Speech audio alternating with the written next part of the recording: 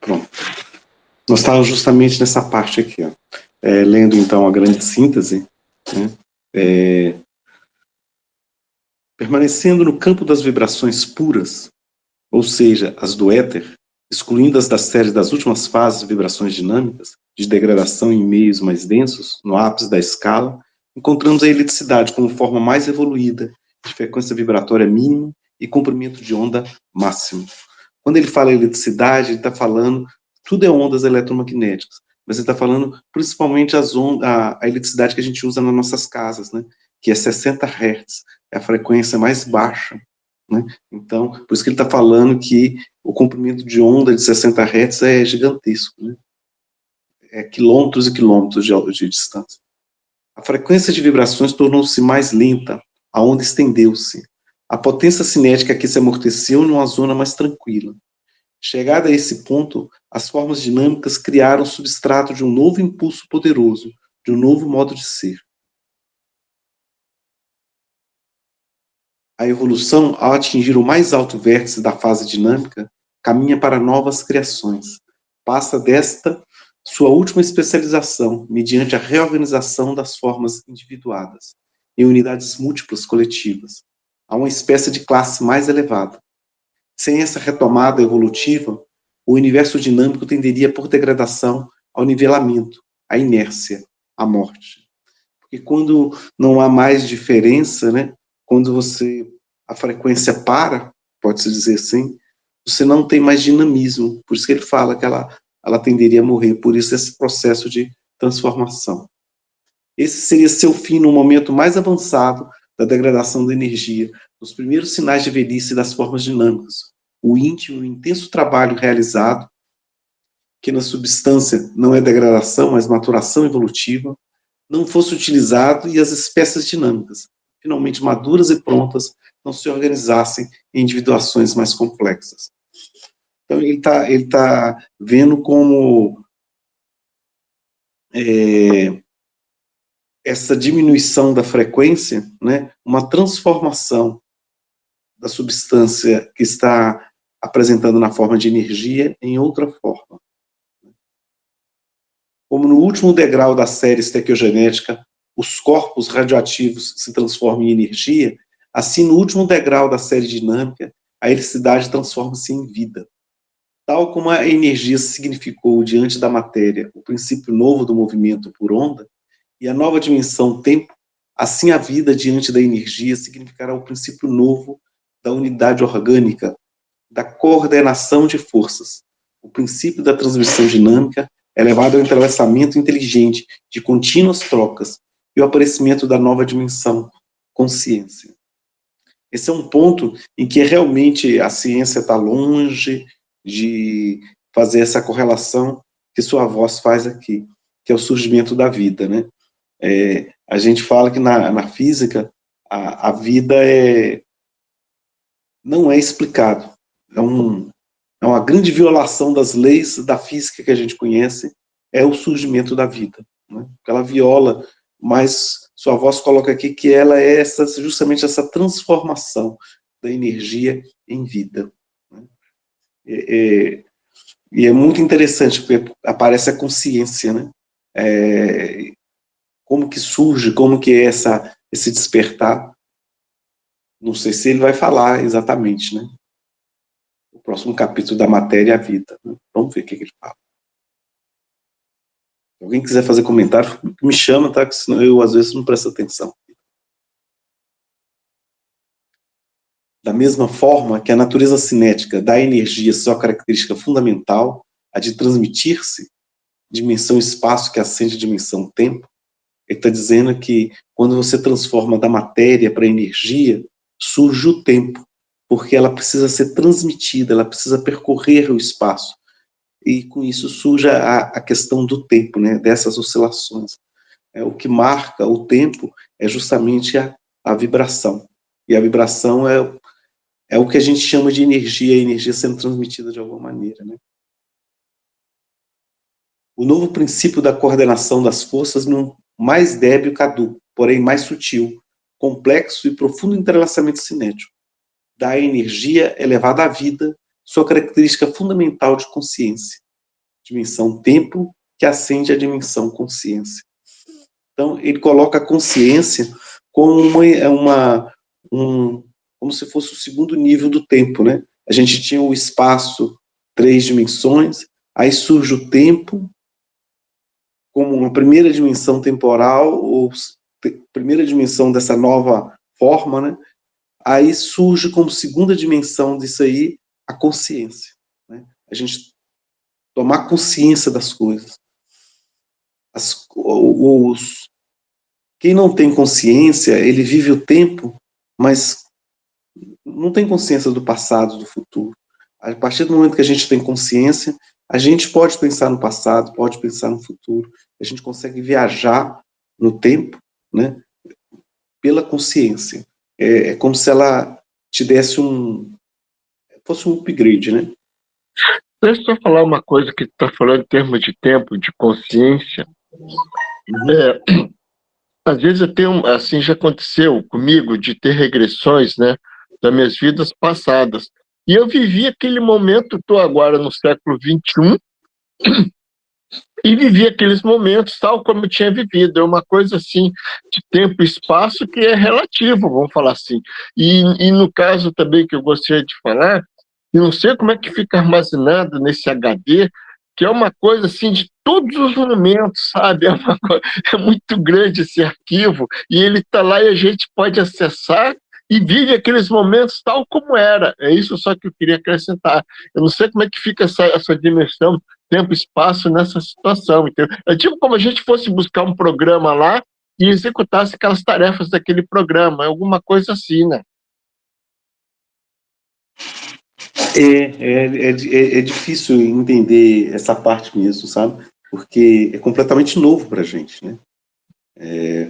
A gente criar um modelo de como que eu possa compreender esse processo. Mas é bem isso mesmo. Eu acho muito estranho você poder, principalmente o futuro, que não aconteceu, né? Pessoas que têm visões do futuro e daí 2, 3, 4 anos acontece exatamente daquele jeito, né? Então, como se diz, violando todas as leis da física que a gente conhece hoje. Eu sei que não é violando as leis da natureza, é violando os modelos que a gente tem da natureza, né? Não a natureza. Quando a gente pensa em tempo, em morte, né? Tudo que tem sido mostrado para a gente é que não existe, né? Exatamente como você fala assim, esse passado, esse futuro, né? Que se a gente olhar com essa linearidade, a gente vai perceber que é uma coisa só, né? E é difícil, mas a gente precisa desses parâmetros, né? Principalmente vocês, né, professores de física. Como é que você vai dar aula? Vai falar, não, tempo não existe, não existe passado, não existe futuro. Tem determinados conceitos que assim, a gente ainda precisa, assim, vai experimentar aqui, né, na carne, no que a gente vive, mas já nos foi mostrado que não é isso, né, não tem nada disso, que tudo é uma coisa só. Inclusive, uma mensagem bonita que a gente recebeu, falando que quando se for falar da morte, principalmente para as crianças, né, já falando de vida, não falar mais morte, falar de vida, né, que deu continuidade ao processo, né. Achei muito bonito. É simplesmente uma passagem, né, de um modo de ser para outro modo de ser, né? Outro exemplo que você acabou de falar que me surgiu na minha cabeça, só que você falou 2, 3 anos, isso já dura séculos. A visão de João, o Apocalipse, por exemplo, né? Que ele fala de galinhas ovos, eu não me lembro, nunca li não, mas tem essa passagem assim, quer dizer, uma visão muito além de séculos, né? É isso. Não, isso mesmo. Bom, dando continuidade aqui. Individuam-se As formas de vida, tal como toda forma de energia, individuará-se em um tipo bem definido, com fisionomia própria e com tendência a conservar-se em seu modo de ser. Como um indivíduo que deseja afirmar-se e distinguir-se de todos os afins, com movimento, forma, direção e, portanto, com objetivo próprio. Um eu que já possui os elementos fundamentais da personalidade e, não obstante, seu contínuo devenir, conserva inalterado seu tipo.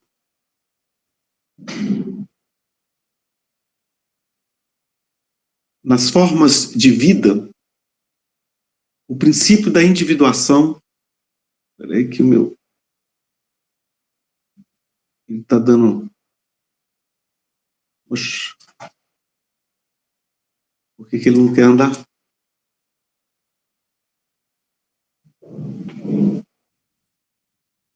Será que para de compartilhar e volta? Nas formas de vida... Agora foi. Aqui, Nas formas de vida, o princípio de individuação, depois que a substância atingiu o mais alto grau de evolução e de diferenciação, torna-se cada vez mais evidente. Já na energia, as formas conquistam uma existência própria, independente de sua fonte originária. A luz, uma vez lançada, destaca-se e existe progredindo de per si no espaço. Chega do infinito, luz estelar emanada milhares de anos antes, sem que saibais se a estrela que a originou sequer ainda existe. E o som continua, avança e chega. Quando a causa das vibrações já está em repouso, né? Você fala, a sua voz chega depois que você falou, você já está até calado e sua voz ainda está propagando, né? Tá. Se as formas de energia, uma vez geradas, sabem existir no espaço pelo seu próprio princípio, na vida, a autonomia é completa. Como são parentes pela comunidade de origem e pela afinidade de caracteres, as formas químicas e depois as formas dinâmicas, de igual modo, são parentes entre si as formas de vida, pela gênese e pelos caracteres, todas fundidas com todos os seres existentes, orgânicos e inorgânicos, em uma fraternidade universal. Quando a gente vê as formas de vida que tem no planeta, né, todas elas, é interessante, por exemplo, o André Luiz, aquele livro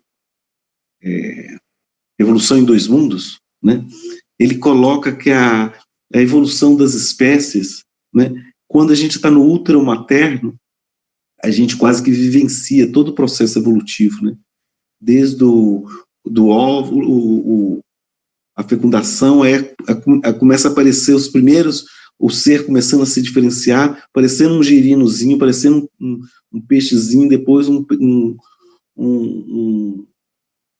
anfíbio. É como se a gente estivesse vivenciando, ele fala assim, como se a gente estivesse vivenciando toda essa evolução das espécies, né? Naquele livro Evolução em Dois Mundos, do André Luiz.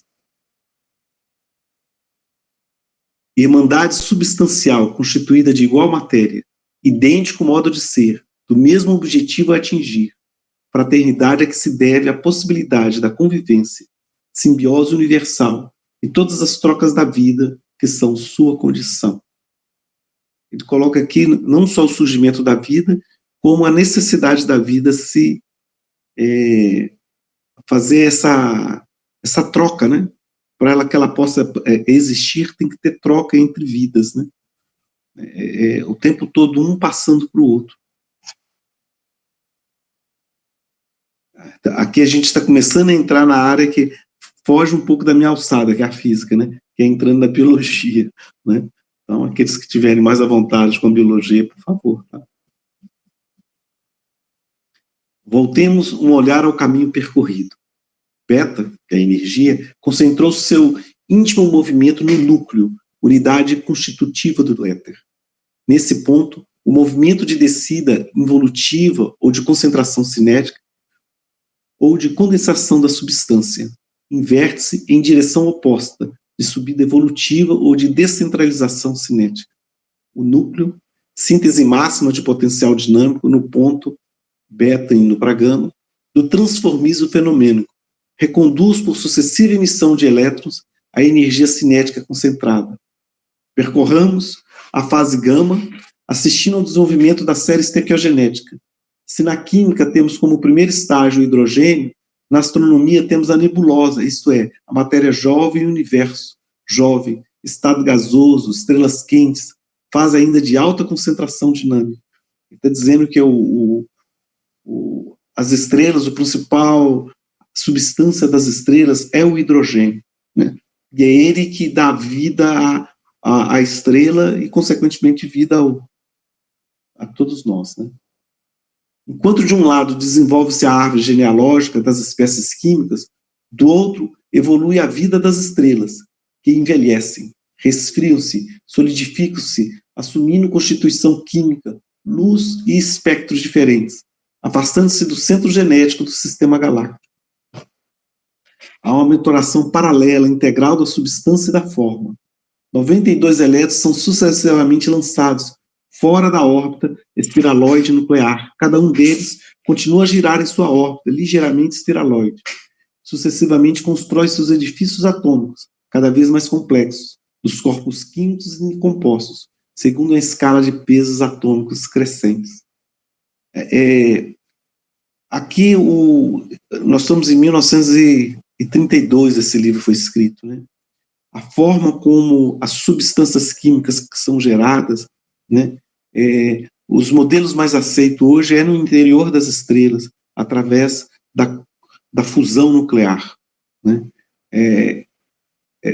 Ele coloca aqui como se fosse um processo que não se sabia exatamente como era a forma na época, né?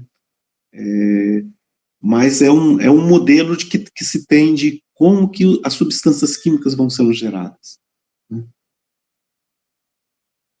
Aqui torna-se possível uma aproximação entre o vórtice galáxio e o vórtice atômico.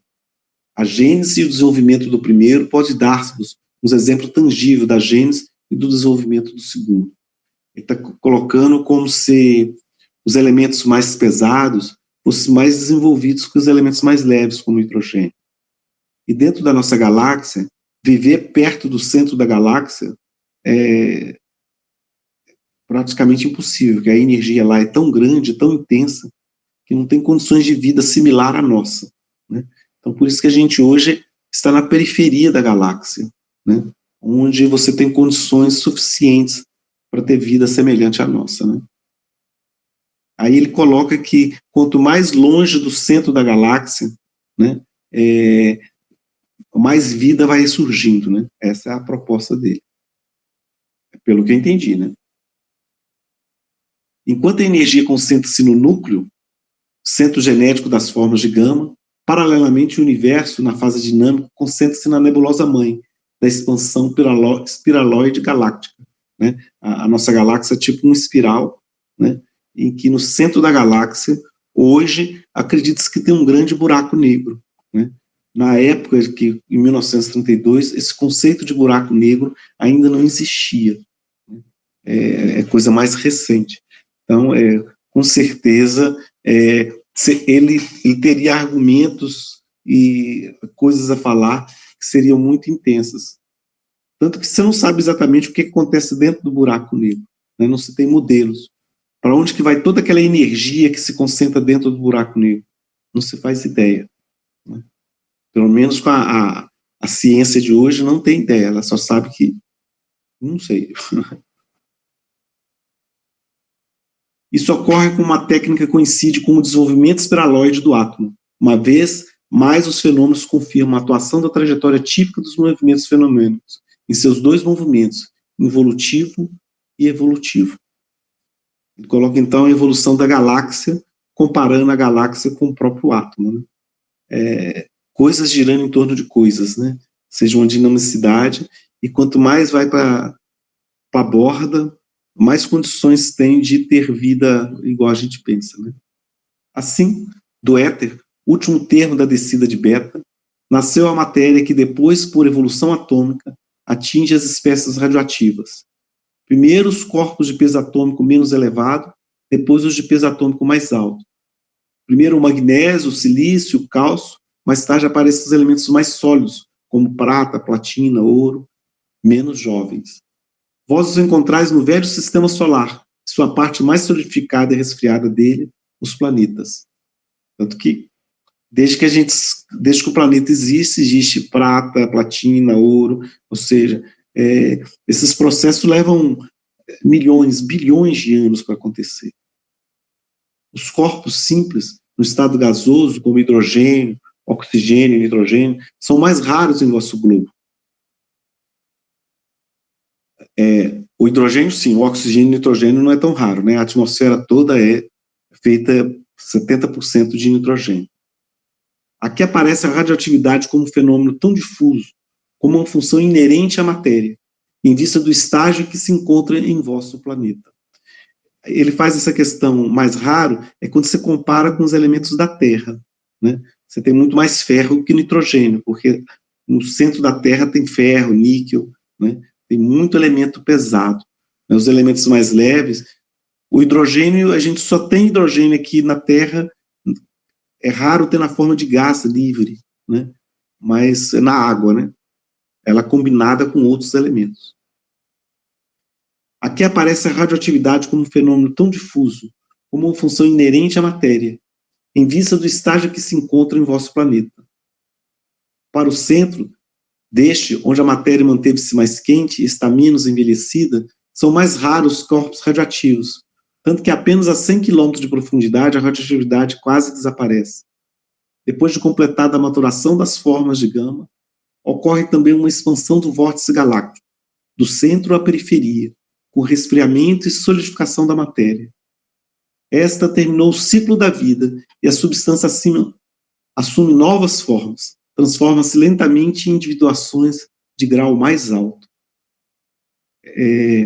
Aqui lembra também, em termos históricos, quando o livro foi escrito e como é que a ciência via o céu. Só em 1922, 10 anos antes da escrita da Grande Síntese, que se descobriu que existiam outras galáxias.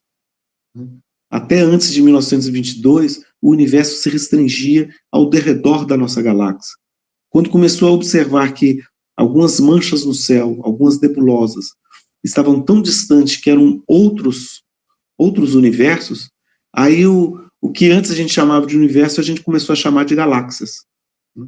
E se começou, então, a vislumbrar diversas galáxias pelo universo afora. E 10 anos depois, quando foi escrita a Grande Síntese, olha como é que ele estava a par e passo do que era a galáxia, o universo feito de várias galáxias, né? Como é que ele estava extremamente atualizado com a ciência da época, né? É isso que eu acho muito interessante também. A dimensão espaço ascende à dimensão tempo. A matéria inicia uma transformação radical, doando todo o seu movimento tipo gama ao movimento tipo beta. O vórtice nuclear do éter desenvolveu, na fase gama, o vórtice atômico da matéria. Chegando ao máximo da dilatação, esse vórtice continua a expandir-se, desenvolvendo as formas dinâmicas e nasce a energia. Hoje, com as ideias do Einstein, matéria e energia são coisas... É a mesma coisa expressada de forma diferenciada, né? Ou na forma de matéria, ou na forma de energia. E aqui ele fala como que faz esse processo, né? De novo, a admiração, como que ele estava par e passo com a época, né? A substância continua a evoluir, prosseguindo sua ascensão em beta. A primeira emanação gravítica de comprimento mínimo de onda, frequência vibratória e velocidade de propagação máxima no sistema dinâmico completa-se com a emanação radioativa da desintegração atômica. O processo de transformação dinâmica, que tem suas raízes na evolução estequiogenética, isola-se, afirmando-se decididamente. O vórtice atômico rompe-se e decompõe-se por progressiva expulsão do sistema daqueles elétrons que já nasceram para serem expulsos do sistema nuclear. Trata-se de uma constante realizar-se daquilo que estava em potência, fechando-se em germe por concentração de movimento. Nascem novas espécies dinâmicas. Depois da gravitação e da radioatividade, aparecem as radiações químicas, a luz, o calor, a eletricidade, sempre em ordem de frequência vibratória decrescente e comprimento de onda progressivo. A matéria que viveu e não tem mais vida própria responde ao impulso desse novo turbilhão dinâmico que ela mesma gerou. É toda invadida por ele e movimentada. Esse é o vosso atual universo. A matéria que está morrendo, a energia em plena maturidade, a vida e a consciência jovens em vias de formação. É interessante quando ele fala o vosso atual universo, nós estamos falando do nosso atual universo como um todo, não é questão de anos, de séculos, de milênios, não. São de milhões, bilhões de anos. A contagem do tempo do universo, da matéria, nós estamos falando em tempos extremamente grandes, não é um tempo de uma vida nossa, um tempo de uma civilização nossa. Nós estamos falando de tempos astronômicos, que 100 mil anos não é nada. Né? E aí o pessoal acha que com 50 anos tá velho, né?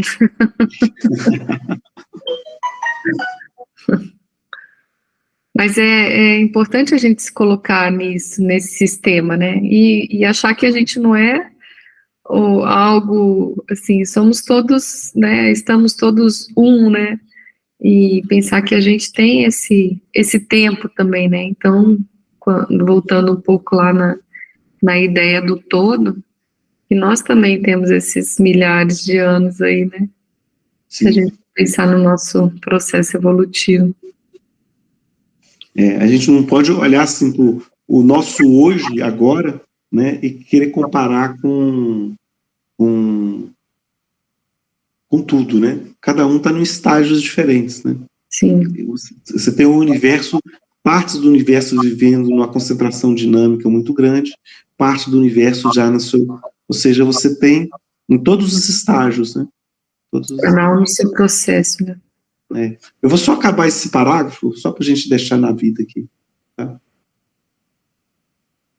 Os cadáveres da matéria, já solidificada e sem vida própria, de formação química, lançados e sustentados nos espaços, pela gravitação, inundados de radiações de toda espécie, são apenas o sustentáculo de formas de existência mais alta, da eletricidade, a forma dinâmica mais madura, em uma nova grande curva de evolução, nasce e veremos como a vida, matéria organizada, como vida, ou seja, retomada num turbilhão ainda mais alto.